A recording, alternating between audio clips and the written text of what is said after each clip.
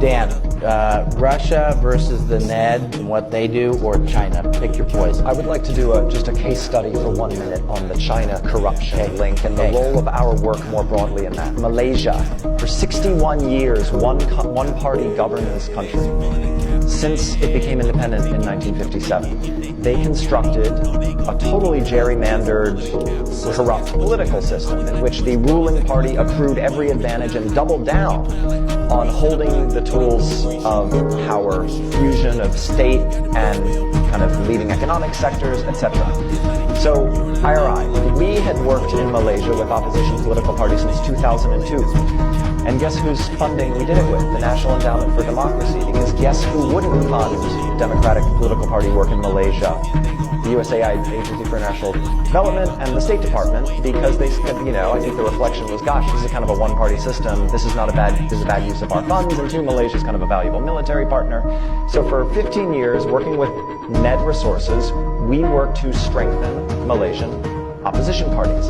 And guess what happened 2 months ago? After 61 years, they won. Not thanks to us, thanks to them. The good guys. There was such a reaction to the excesses of corruption and cronyism and nepotism. It had nothing to do with us. But it was the excesses of the one-party state, the kind of logical culmination of the abuses of power in this quite rich Southeast Asian country.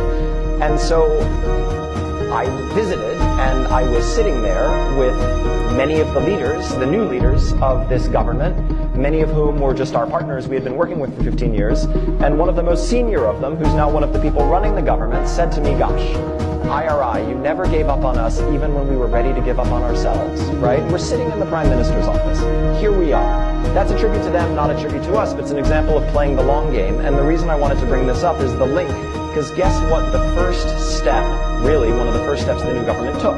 It froze Chinese infrastructure investments because it had opened the books and discovered that there was a lot of funny money swishing around what had been this very corrupt, closed, unaccountable system, right? And so there is a big corruption cleanup, and there's a big kind of a deep dive on foreign influence in this country. This is not a hugely pro-American country. It's probably never going to be an actual U.S. ally.